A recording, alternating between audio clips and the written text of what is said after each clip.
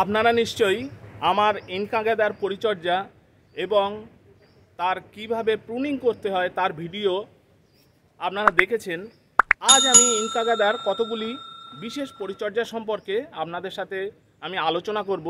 Inca গাদায় already আমার ফুল চলে এসছে, কোনো অতিরিক্ত কথা নয়।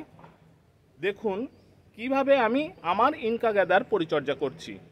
বন্ধুরা, যে সমস্ত ইনকা গাদাগুলির আমি প্রুনিং করেছিলাম, আমি সার প্রয়োগ করেছিলাম আগের ভিডিওতে আপনারা দেখেছেন, সেই সমস্ত ইনকা গাদাগুলিতে দেখুন কত সুন্দর ফুল এসছে। আগে আপনারা দেখেছিলেন কিভাবে ফুল আসার আগে গাছে সার প্রয়োগ করতে হয়। আজ আমি আপনাদের দেখাবো গাছে ফুল চলে এসছে, এই অবস্থাতে কেমনভাবে আমাকে সার প্রয়োগ করতে হবে।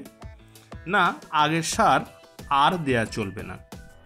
এই অবস্থাতে আমাকে বিশেষ কিছু সার আমাকে প্রয়োগ করতে হবে যাতে গাছের গ্রোথ ভালো থাকে এবং আরও নতুন নতুন কুঁড়ি আসতে পারে। প্রতিবারের মতো এবারও আমি বলবো, আপনার গাঁদা গাছের গোড়া সবসময় এইভাবে খুঁচিয়ে মাটি আলগা রাখবেন, যাতে আপনি যে সার দিচ্ছেন, যে জল দিচ্ছেন, সেটি যেন সহজেই তার শিকড় পর্যন্ত পৌঁছাতে পারে, কিন্তু মাটি যেন ড্রাই থাকে। একেবারে অতিরিক্ত জল দিলে গাছের শিকড়ের ক্ষতি হয়, আর এইভাবে আগাছা সব তুলে ফেলবেন, না হলে আপনি যে সার দিচ্ছেন সেই সার এই আগাছা খেয়ে নেবে। আমি একটি একটি করে প্রত্যেকটি গাছের গোড়া এইভাবে আমি খুশিয়ে রাখি, আপনারাও এইভাবেই খুশিয়ে রাখবেন এবং আগাছা সব সরিয়ে দেবেন। বন্ধুরা, এখানে আমি দুই ধরনের সার আমি নিয়েছি। গাছে যখন ফুল ফুটতে শুরু করবে তখন এই দুটি সার যদি আপনি প্রয়োগ করেন তাহলে এমন ফুল আপনার গাছেও ফুটবে।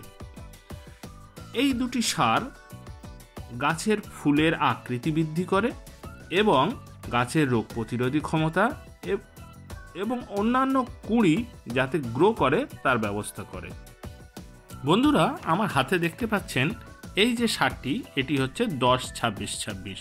আমার হাতে ঠিক যতটুকু সার রয়েছে এক একটি টবে ঠিক এই পরিমাণে সার দেবেন। কোনো মাপজোকের প্রয়োজন নেই, আপনার হাতের আন্দাজেই দেবেন। গাছে যখন ফুল আসতে শুরু করবে তখন নাইট্রোজেন ঘটিত সার বেশি দিলে হবে না, সেখানে আপনাকে পটাশিয়াম এবং ফসফরাসের মাত্রা বৃদ্ধি ঘটাতে হবে। সেই কারণে আমি এখানে 10-26-26 প্রত্যেকটি গাছে ঠিক এতটুকুই আমি প্রয়োগ করব। বন্ধুরা, এই 10-26-26 সার গাছের প্রধান খাদ্য। এছাড়া আরও এই যে সাদা সারটি আপনি দেখতে পাচ্ছেন, এই সারটি হচ্ছে আমার মাইক্রোনিউট্রিয়েন্টের মিশ্রণ। এতে আছে বোরন, কপার, জিঙ্ক, আয়রন এবং মলিবডেনাম প্রভৃতি গাছের প্রধান অনুখাদ্যের মিশ্রণ। এই সারটি আমি এক চুটকি, বেশি নয় কিন্তু, মাসে একবার আপনি দেবেন।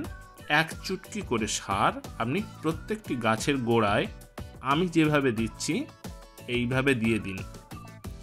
এই সারটি গাছের আভ্যন্তরীণ ঘাটতি পূরণ করবে এবং ফুল দীর্ঘস্থায়ী হবে এবং নতুন কুঁড়ি আরও ভালোভাবে ফুটতে এবং মোটা মোটা ফুল ফুটতে সাহায্য করবে। আমি সবসময় চেষ্টা করি আমার চ্যানেলে ভালো ভালো ভিডিও আপনাদের জন্য উপহার দেওয়ার। আশা করি আমার এই ভিডিওগুলি আপনাদের ভালো লেগেছে। আমার সঙ্গে থাকুন, সাথে থাকুন, আমাকে একটু সাপোর্ট করুন যাতে আমার এই ভিডিও করার উৎসাহ বজায় থাকে এবং আমার চ্যানেলটি একটু গ্রো করে। যদি আমার ভিডিও ভালো লাগে তাহলে একটি লাইক দেবেন, আর আমার চ্যানেলে যদি নতুন হয়ে থাকেন তাহলে আমার চ্যানেলকে সাবস্ক্রাইব করে রাখুন। আজ তাহলে এই পর্যন্তই, নমস্কার।